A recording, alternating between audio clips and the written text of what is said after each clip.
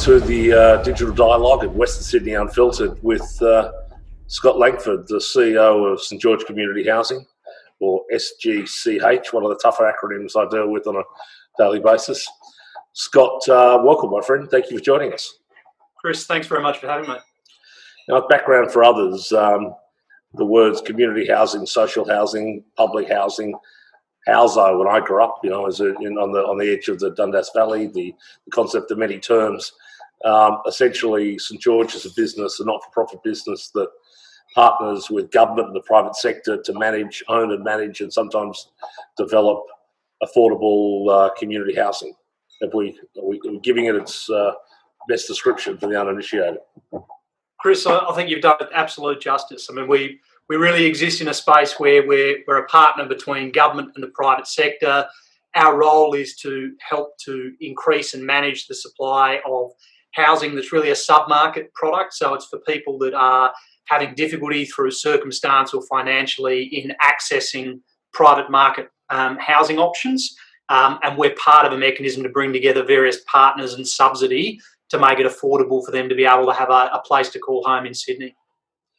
Now, you and St George are one of the leading members of our housing reference group that the Dialogue's running to try and promote the concept of government and private investment in social and affordable housing. In Western Sydney, it's a particular issue, both on the negative side, the requirement for social housing, people under mortgage stress and people from suffering under disadvantage who can't necessarily operate in the full private accommodation market.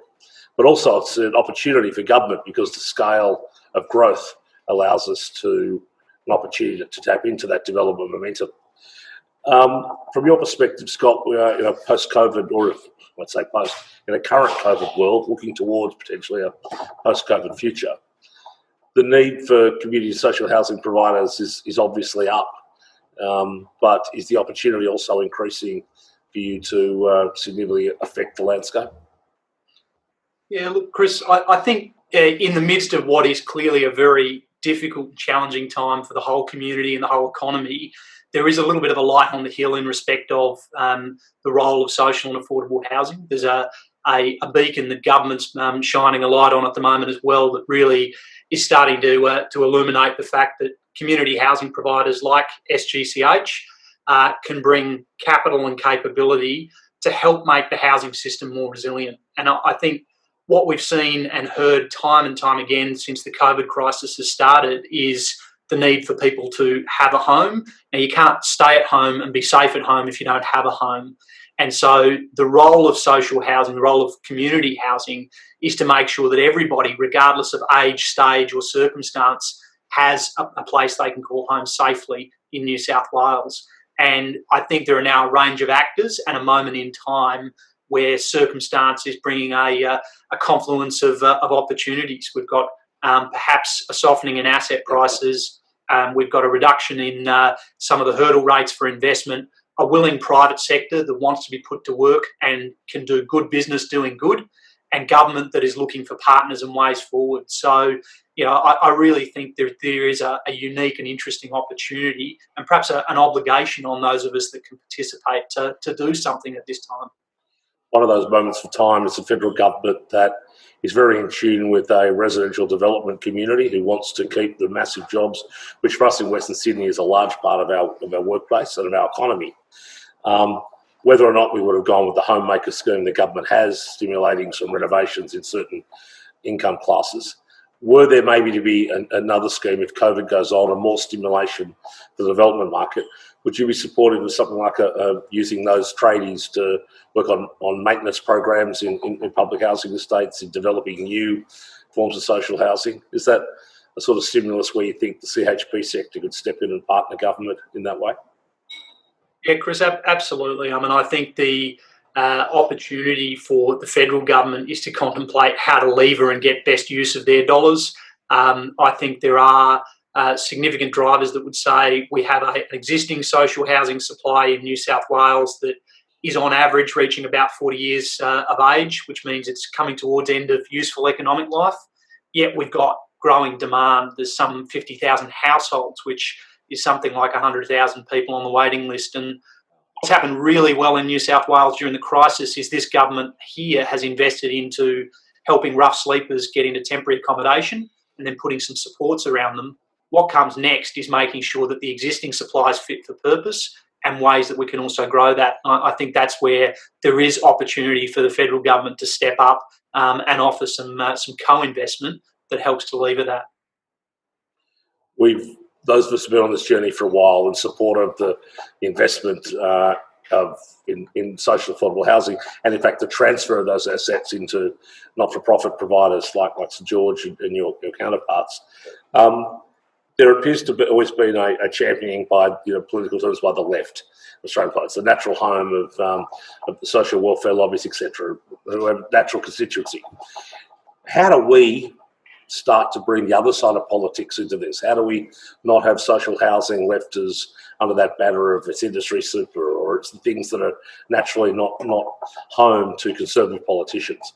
How do we help make the economic argument that shows this is as genuine a property class as shopping centres, infrastructure and private home development? How do we break out of that traditional culture of it being a welfare issue rather than a pillar of the economy, particularly the Western Sydney economy? Chris, I think interestingly, you can look back to history of what was the public housing system in the 50s and 60s and see that it wasn't actually about a social welfare response. It was an economic development tool. It was a housing-led economic recovery coming out of World War II. And when my grandfather got on a boat with his family and came to Australia in the 50s from the UK, landed in South Australia and lived in public housing, at the time, that was housing that was both a safety net but also a springboard to opportunity. It gave a place where working class families could afford to live while they saved and climbed the ladder and they bought their own property and moved on. And what's happened over 50, 60 years of policy from various forms of government is we've seen the social housing system become somewhat residualised. It's met the highest need. It's become more of a social welfare issue, and perhaps in your words, become more of a fit with the ideology of the Labor left. But I would say this is not a left or a right issue. This is about what is best for the community and the economy of New South Wales. And I think if we're broadening back out the base of what we want a social and affordable housing system to do, it's got to be a place that is both safety net and springboard. And that means we need more of it, and we need to improve the quality of what's there. And I'm heartened by blue bloods like Tony Shepherd, my dear friend, the chairman of the Giants, former chairman of the Business Council in Transfield, who speaks about the greatest need is to get the government having tradies, lesser employed, working on things like public housing maintenance. I mean, I think there is that moment in time again.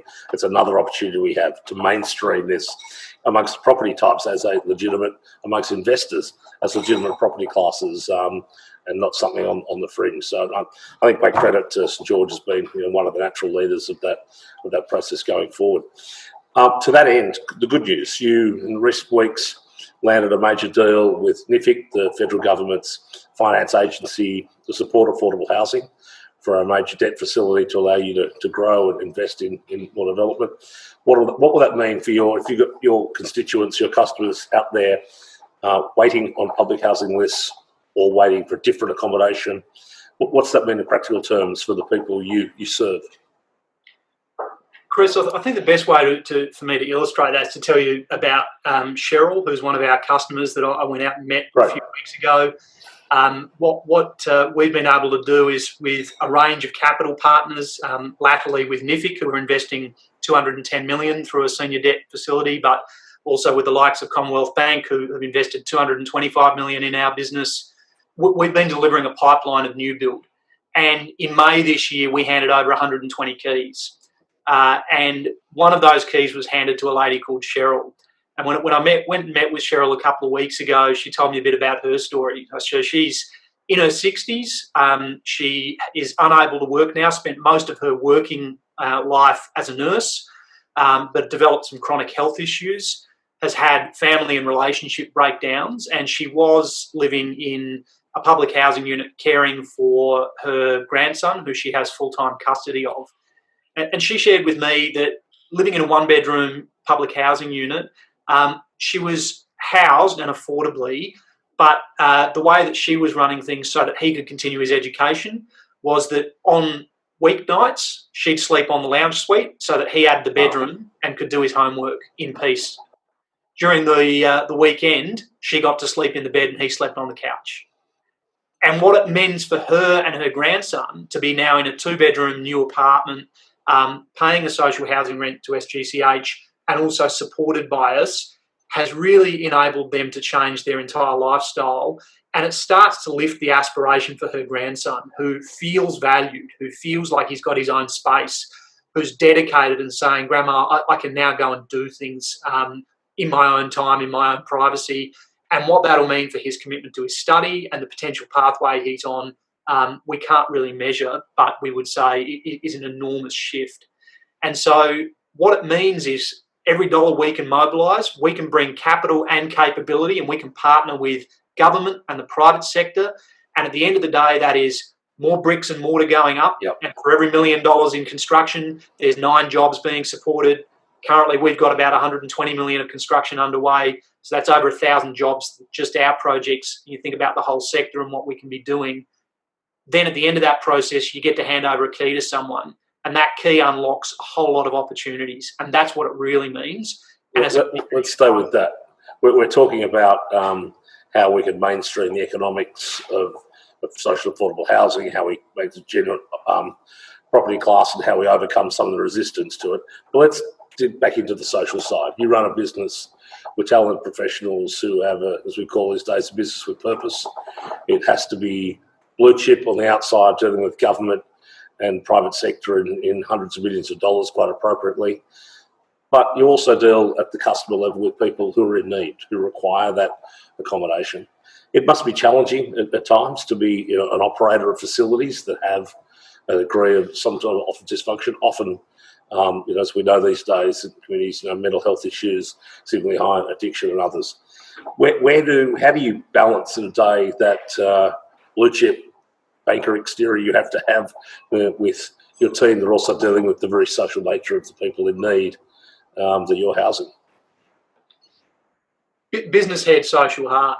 And I think there is a healthy tension through that. And I feel very privileged to lead an organisation where we've got 220 staff who walk through that tension every day and balance the need to help hold people to account for their own benefit, but also the responsibility we have as stewards of a community resource, but then are also having to be incredibly empathetic and provide that support to people who, in some circumstances, are dealing with some very complex issues. And sometimes those issues aren't related purely to income or financial circumstance, but there is often a correlation, and what we see is the challenges of people who have an aspiration and want to break a cycle, but are perhaps resource constrained or don't know where to turn. And so for many of our teams, success on a daily basis is that one conversation, that one step forward, the little bit where someone's fallen into rent arrears, but a conversation happens and that person makes a small payment tomorrow. And it's the green shoot that says, just maybe this is a turning point. And sometimes there has to be really hard decisions about holding people to account. And the worst part of my job is signing off when we say we've exhausted all options and we now need to look at whether we have to end a tenancy, and all the supports that need to go into doing that and doing it with dignity. But the best part of my job is hearing the stories from our team who are out there every day, just having those small wins that ultimately could be the turning point in someone's life. I know you're not managing it. St George doesn't have this project, but we've all seen the vision in Melbourne of the public housing towers in Flemington, the lockdown and the challenges of managing migrant and disadvantaged communities in there. Oh, that you were, that was a St George managed property for 5 minutes. That must keep you awake at night. The sense of how you would go through in a COVID world, a outbreak in a managed facility, just as your colleagues in aged care have had to do in recent times, Anglicare and others. Are you ready for that? How do you war game the readiness for something like that in a project that you manage? Yeah, I mean, very early on in the whole COVID crisis at the start of the year, Chris, we sort of took a view that we needed to set some guiding principles and decided that number one is safety, safety of our people and our partners, safety of our customers, and number two is safety of the business. So, how do we remain viable and make sure that we're still there to serve for the long term? But that comes behind keeping people safe. The challenge has been situation changes, it evolves. Certainly what's happened in Melbourne, I think you can learn some lessons from that, but I think there are circumstances there that are not directly translatable. What I can say is that every time something like that happens, we bring our people together and say, what do we need to learn? What do we need to be thinking about? What else can we do? We talk to our customers. We invite them to give us feedback. And the reality is we won't always get it right, but we always commit to learn and reflect. And we're also very privileged to have very good relationships with the state government departments here. So I know that New South Wales Health, I know that New South Wales Department of Communities and Justice and Land and Housing have been thinking about and planning and trying to stay on top of and in front of these issues, and are including us as a partner in that. I have to stop you now on the basis you're going to get yourself kicked out of the property club, out of the corporate bigwig. You can't be that nice and manage the process. It's a certain corporate reputation to uphold. You're talking revolutionary stuff there. What a great, and to your team, I know they take it very seriously, and it's a delicate balance having to play both sides of the coin that too often are seen to be in conflict. They shouldn't be, but it's either the straight corporate play to manage the money, or it's the welfare provider soft heart. I think you'll see in St George and others that combination of the two don't have to be in conflict going forward. Hey, just talking COVID, we've all transformed through this. We've all changed. We're all looking at things differently. How are you different as a bloke, away from work? What's different in how you view the world, having been through this massive issue we're all dealing with, the most global issue of all time?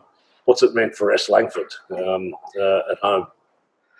Well, look, I mean, there is the first thing it's meant, Chris, is I'm spending a lot more time at home. And though I'm sitting here in a tie, I'm doing that to remind myself I'm at work, but I'm sitting in my home office. And I think that's an experience that a lot of people are going through. Most people aren't wearing pants at home. You're still wearing a tie every day. It's quite remarkable. I won't stand up. But Chris, I think what it's really also brought home to me is how fortunate I am to be in my role at this time in this particular set of circumstances. Yep. It's a privilege, but also a responsibility that I hold quite dearly. And I say that in part because we've been very fortunate as a business that COVID has had impacts on us, absolutely, but certainly not the economic impacts experienced by so many parts of the New South Wales economy.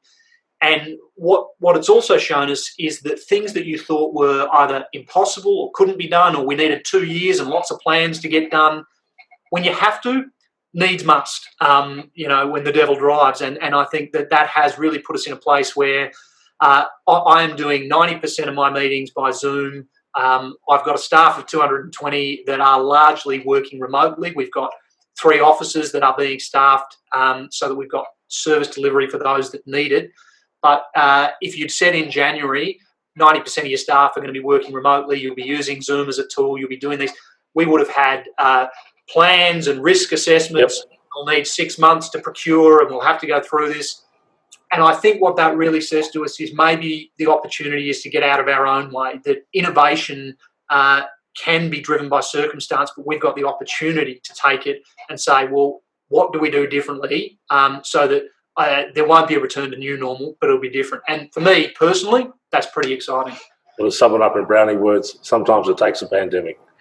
Well, Scott, can I say you feel fortunate to be in the role. I think we feel fortunate as a community that people like you are in that role, managing that delicate balance of economic rationality and absolute humanity and social outcome, and having grown up as I did on the very edge, the very middle-class comfort on the very edge of the Dundas Valley public housing estate, then I think the largest in the Southern Hemisphere, and to watch the gentrification slowly, people can buy their own home and move out of that.